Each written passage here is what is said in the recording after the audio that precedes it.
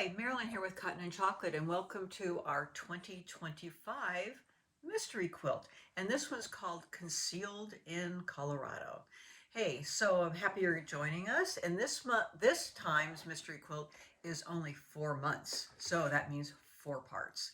And we're glad that you're joining us. So we'll go through first the fabrics and the cutting, and then we'll get into the first part, which is the piecing. So here we go. So Jerry's actually making the quilt, but I'm going to be conducting how you do it. So these are his choices this time, and you're going to be starting with a light, a medium, and a dark. And so what we always say here is value makes a difference. You need to be able to see your light and your medium dark for it to show up. So how do you choose them? Sometimes you want to like take a focus fabric and then choose whatever is between that. Your focus might be your dark, or it might be your really light, somewhere in between. Okay, so Jerry's focus fabric this time was this Tula Pink, and it was this like fun little print here.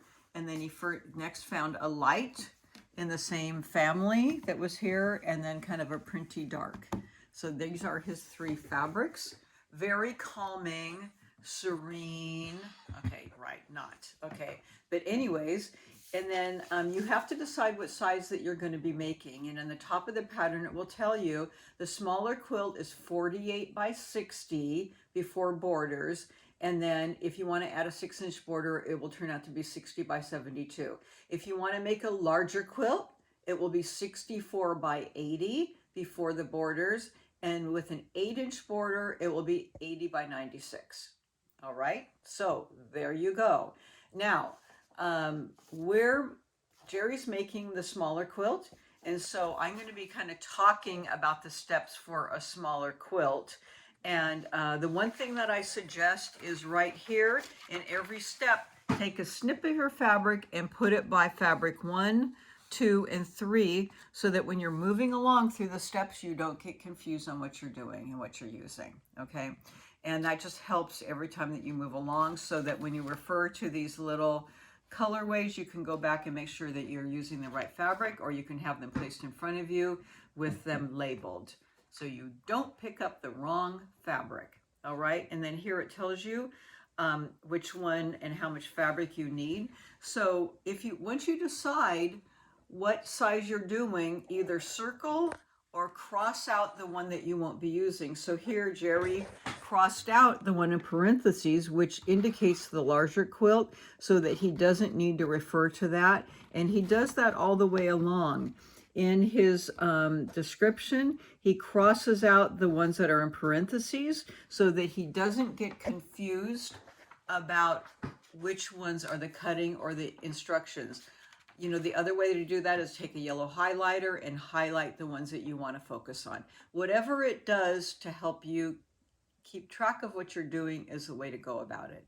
Okay, so the first thing that we're going to be doing is talking about the cutting. So we're going to be talking about cutting for fabric 1, which is your light.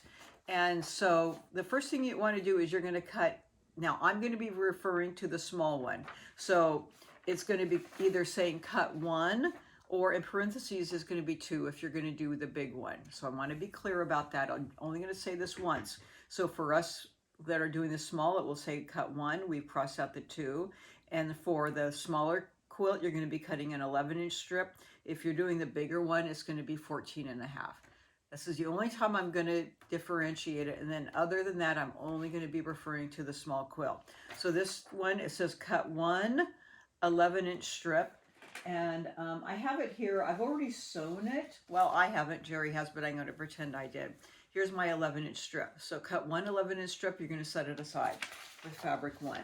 And then you're going to cut 1 strip that's 9.5-inch wide. And then you're going to use that strip to cut 20 2-inch by 9.5-inch pieces, rectangles. Okay?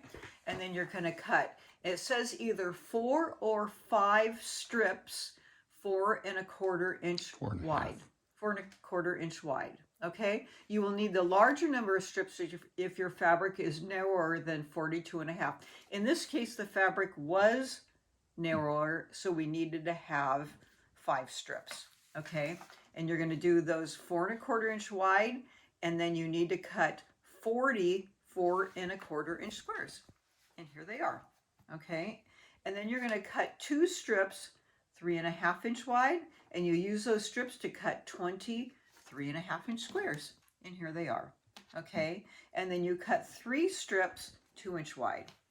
And they're over here. They're over here beside me, but I've already used them.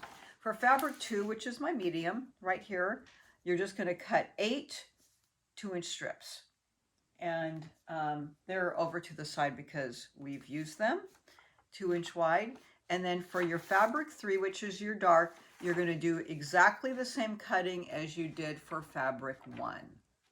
Now, what the happy thing about this is all your cutting for the entire quilt. So you should have used up all your fabric that you bought. And if you made a mistake, now's the time to correct it. If you need to get more fabric, come back and see us. Hopefully you got it at the shop and supported us. So here's the time to correct it. There's no more cutting. Woohoo! That never happens. Okay, so let's go ahead and do some piecing.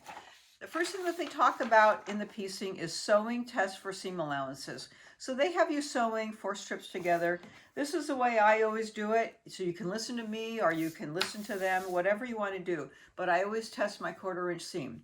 So what I do here is I've cut 3 1½ inch strips. I've sewn them together and I've pressed my seam to the dark, which I always do. Here they have you pressing it to one way, but you know, that's not usually how I press. I press them out, and then once you do that, let me grab my ruler. I failed to have that in front of me. And when you measure the center, this center on the top should be exactly 1 inch. Exactly. Not almost 1 inch, okay? So if it's too small, that means that your seam allowance is too big. Okay, and if it's too big, then that means your seam allowance is too skinny and you need to adjust it. So, okay, a lot of you might say, but I'm sewing with a 1/4-inch foot. All right. I had an older Bernina for years. I had a Bernina 440. I had a 1/4-inch foot, and every time I sewed, I have a needle that moves. I always had to move it 1 tick to the right because the seam allowance was too big. And Jerry had another Bernina at the time also. He had to move it once to the right, even with that 1/4-inch foot. So you need to check. And we had I had a little dot on my machine that reminded me every time I turned it on, I had to move that needle over to get my seam allowance correct. So now I have a different machine. I have a Bernina, but it's a newer model and now it's spot on. Okay, so sew how you always sew, not just for the test, but how you always sew and how you always press and then test it. And you need to adjust it until it's correct. Otherwise, this quilt isn't going to come out correct. Or your other quilts. Okay, so please adjust it before you get going. And then throughout the construction, press the seam allowances in the directions shown by the arrows, which is really nice. They have arrows showing which way to press. Why? That's going to make a difference as we go to our next step. It will. Okay, that way your seams will nest together. Okay, so pay attention to the arrows. Okay, and then of course it talks about the smaller quilt is given first, and I already told you all that. Okay, so now you're going to take a 11-inch strip. Let me grab that. I'll grab both of them actually. You're going to take your 11-inch wide strip of fabric 1 into a 2-inch wide strip of fabric 2, which is this, and make a panel A, which is figure 1, and press. Now, the thing about this is they're having you press to the big strip. You know, we always tend to press to the little one. Well, this time you're going to press to the big strip. So that's a little more challenging, but there you go. Okay, so that's the first one.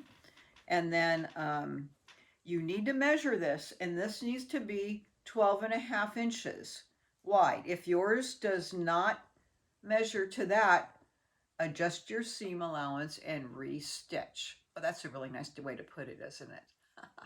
Okay, redo. So measure it, but if you got your 1/4 inch right and your cutting was right, that should be 12.5 inches. Okay, and then do a nice press. And then you're going to do the same thing with your other 11-inch strip, which is with your dark. And then you're going to sew your other medium to that. Okay, and again, it should measure 12.5 inches. So you don't do anything else. Leave them that way. Ooh, it's a mystery. What are we going to do next? Who knows? Maybe we'll use it next month. Maybe we won't. Okay, now you're going to take a 2-inch wide strip of fabric. Oh, we have some more over here. Okay, a 2-inch wide fabric of fabric 1, which is my light, and a 2-inch wide strip of fabric 2, and make a C panel, and you're going to press towards the fabric 2. Okay, and you're going to make 3 of these. Look at that. Look how quickly I made them. Here they are. Amazing. I'm amazing. I know. Look at that. And they're pressed towards fabric 2. Okay, and you're not going to do anything else. So we did all that cutting and then this sewing. Put them aside. I'm not wrinkling them at all, Jerry. Look at that. Not one bit. Thank you. Okay, and then we're going to take our strip of fabric 2 and sew it to our strip, so it's our medium and our dark. And again, we're going to sew those together, 3 sets, and we're going to press those to the medium, fabric 2. Okay, so only 3 fabrics, so this is kind of easy to keep track of. So we're going to do all 3 of those, and we're going to set those aside. So they've labeled them panel A, B, C, and D, if you notice that.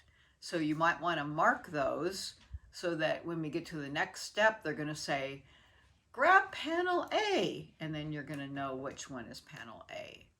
So you should mark those A, B, C, and D. Just a little tip.